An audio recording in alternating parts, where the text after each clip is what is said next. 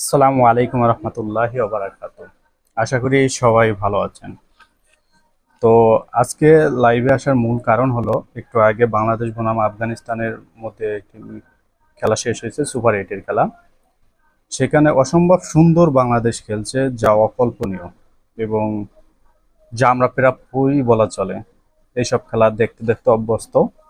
তো কি আর বলবো, সেই সম্পর্কে কোনো কমেন্ট করতে আসলে মন চাচ্ছে না। যে আপনি একটা মানুষকে দিনের পর দিন বেসে যাবেন, সেই মানুষ থেকে আপনি শুধু অবহেলাই পাবেন। বাংলাদেশ ক্রিকেট বোর্ডের সাথে আমাদের সম্পর্কটা ঠিক সেরকমই, যে আপনি দিনের পর দিন নিঃস্বার্থ সাপোর্ট করবেন, কিন্তু তারা আমাদেরকে শুধু হতাশ করবে। এর চেয়ে বেশি কিছু তাদের থেকে আমরা প্রাপ্য না। তো আজকে বাংলাদেশ বনাম আফগানিস্তানের ম্যাচে আফগানিস্তান 115 রান করছে, 116 রানে টার্গেট দিয়েছে। যে আমাদের যদি সেমিফাইনাল সুপার 4-এ যাওয়ার দরকার, যদি যেতে চাইতাম, তাহলে আমাদের দরকার ছিল 12 ওভার 1 বলে আমরা উইন হবো ম্যাচটা। কিন্তু সেখানে কি হয়েছে, সেখানে অলরেডি আমরা 8 রানে হেরে গেছি পুরো ম্যাচে। তো এই হলো আমাদের বর্তমান দলের অবস্থা। তো আমি কিছু কথা বলতে চাই এখানে। যেহেতু মনে করে যেহেতু যে এখানে বাংলাদেশের মানুষের কোনো সাপোর্টের দাম নেই, ক্রিকেট বোর্ডের কাছে কোনো মূল্য নেই। মেন কথা হচ্ছে সেটা, যে আপনি যতই নিঃস্বার্থ সাপোর্ট করবেন, আপনার কোনো মতামতের বাংলাদেশ ক্রিকেট বোর্ড কোনো আপনাকে দাম দেয় না। আপনার মতামতের কোনো মূল্য নেই এখানে। তো এই সম্পর্কে আমি কিছু বলতে চাই। যেমন আজকে যে আমি বুঝতে পারছি না, প্রথমে আমি যে কথাটা বলছি যে আমাদের ওপেনিং নিয়ে, কেন জানি বিশ্বকাপ এলেই যে তানজিন তামিম কেন জানি চান্স পায়। তো সারা বছর কোথায় থাকে সেটা বলতে পারছি না, কিন্তু বিশ্বকাপ আসলেই সে চান্স পায়। তো আমার কথা হলো, বাংলাদেশ কি আর ওপেনিং নেই, বা ওপেনিং তৈরি করতে ব্যর্থ বাংলাদেশ? যে আমি তানজিন তামিমের কথা বাদই দিলাম, অন্য কোনো ওপেনিং নেই। ইমরুল কায়েসেরও তো আপনারা ইচ্ছা করে বাদ দিয়েছেন। তো তারপর হলো গিয়ে এনামুল হক বিজয়, সে কি তানজিন তামিম থেকে একদম খারাপ খেলোয়াড়? Wicket keeper, batsman. তো আপনারা কেন বারবার তানজিন তামিমকেই টেনে নিচ্ছেন, আমি বুঝতে পারছি না। কেন তানজিম তামিমে আপনাদের কাছে ফেভার? কেন অন্য কোনো প্লেয়ার নেই? তামিম ইকবালকে না হয় বাদই দিয়ে দিলেন। যে আপনারা যা পলিটিক্স খেলছেন জাতীয় দলে, তো বাংলাদেশ ক্রিকেট এর চেয়ে বেশি আর আশা করবে না। তারপর ধরুন সৌম্য সরকারের কথাই বলি।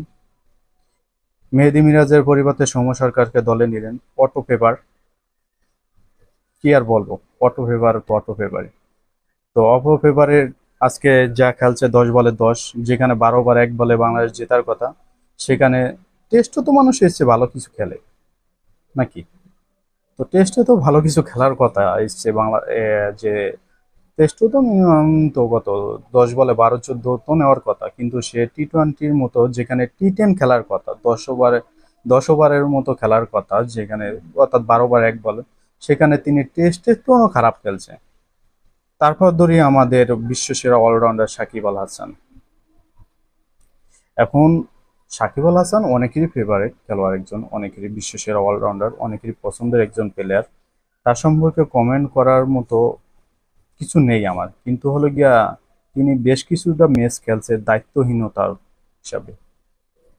যে আজকের ম্যাচটাই আমি হিসাব করলাম, তার খেলার যে একটা দায়িত্ব আছে, যে সে একটা এই দলকে জেতানোর জন্য খেলবে, তার কাছে তার খেলা দেখে সেটা মনে হয়নি কখনো।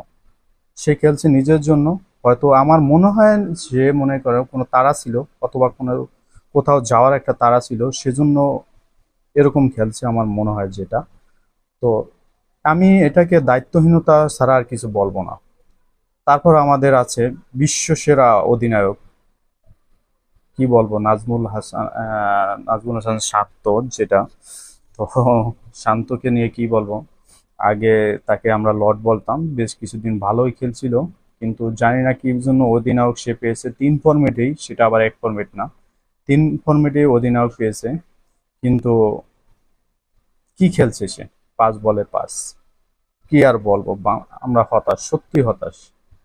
এবং একটা অধিনায়ক, তার দায়িত্বহীনতা, তার ব্যাটিং পজিশন, আমার মনে হয় না যে পুরা খেলায় আপনারা যারা দেখবেন এই ভিডিওটা, যে বাংলাদেশ সেমিফাইনালে যাওয়ার জন্য খেলছে। যে আপনারা অবশ্যই কমেন্ট করবেন যে এই বিষয়টা নিয়ে। আমার একবারও জন্য মনে হয় নাই যে বাংলাদেশ যে সেমিফাইনালে যাবে সেই আশা নিয়ে বাংলাদেশ আজকে খেলা খেলছে 116 রানের টার্গেটে। একবারের জন্য মনে হয়নি যে, যদি একটা মানুষ, যদি আপনি দায়িত্বহীনতা ভাবে খেলেন তাহলে এর চেয়ে ভালো কিছু আশা করা যায় না। যে আপনার টার্গেট থাকতো 116 রান, কিন্তু 12 ওভার 1 বলে, আপনার সেরকমই আশা করা উচিত ছিল। তো আপনারা যা খেলছেন, আমার মনে হয় না যে আপনারা জাতীয় দলের জন্য খেলছেন বা বাংলাদেশ ক্রিকেট দলের জন্য খেলছেন। আপনারা নিজেদের জন্যই খেলছেন। কিভাবে পরের সিরিজটা আপনারা অংশগ্রহণ করতে পারেন। অটো ফেভারেট, অনেকেই অটো ফেভারিট আছে, জাতীয় দল অটো ফেভার, যারা মনে করেন সারা বছর ভালো খারাপ খেললো, একটা ম্যাচ ভালো খেললো, ওই একটা ম্যাচের উচিলায় সারা বছর তারা জাতীয় দলের চান্স পাবে। কিন্তু বাংলাদেশ কি আর কোনো প্লেয়ার তৈরি হয় না? এতটা বিভাগীয়, এতটা লিগ চলে, এত বিভাগীয় দল, ঢাকা প্রিমিয়ার লিগ, বিপিএল, এর থেকে কোনো প্লেয়ার বাংলাদেশে বের হয় না? এদের থেকে ভালো কোনো প্লেয়ার নেই? আফিফ হোসেন কি এদের থেকে ভালো না? মিরাজ মিরাজ কি এদের থেকে ভালো না? সাইফুদ্দিনের কি ব্যাটিং বোলিং এসছে ভালো না? তা কেন জানি আপনারা ঘুরিয়ে পিছে রিটন দাস, সৌম্য সরকার, নাজমুল হাসান, শান্ত, এগুলোই কেন আপনারা দলের টানেন? নাকি আপনাদের ভোটটা একতরফা হয়ে গেছে এখন বর্তমান? যে আপনারা তো হয়তো ভালো করে জানেন যে যে তারা যতই যা করুক, যতই আমরা যা করি, আমরা ম্যাচ জিতি হারি, কিন্তু দিন শেষে যে যারা পাগলা সাপোর্টার, এরা জাতীয় দলকে সাপোর্ট করবেই। তো এরকম হয়ে গেছে আমাদের, যে মনে করেন আপনি যতই যাকে ভালোবাসবেন, তার থেকে ভালোবাসা কখনো আশা করবেন না। বাংলাদেশ ক্রিকেট বোর্ডটা এখন সেরকমই হয়ে গেছে। আপনি যতই সাপোর্ট করবেন, আপনি কিছু আশা করবেন না তাদের থেকে পাওয়ার। যে তারাও চিন্তা করবো না যে আমাদের যারা এত কষ্ট করে সাপোর্ট করে, লাখ লাখ টাকা খরচ করে খেলা দেখতে যায়, যে তাদের সাপোর্টের আমরা কোনো দাম দিব?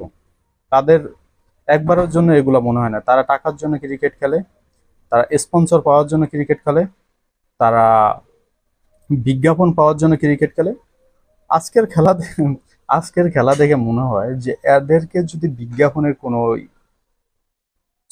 বিজ্ঞাপনের করানোর জন্য কোনো করা হয়, যা তারা, যেমন এই যে বাংলাদেশের সবচেয়ে চলচ্চিত্র এখন আমরা সুপারস্টার বলি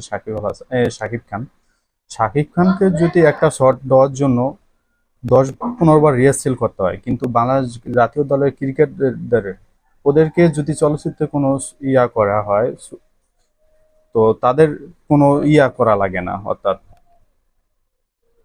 তারা একবারে যদি শুট করে, একবারই একদম 100-এ 100।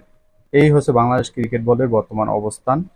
তো বাংলাদেশ ক্রিকেট বোর্ডের প্রতি কি বলবো, যত যাই হোক, শুভকামনা রইল সামনের দিনগুলো।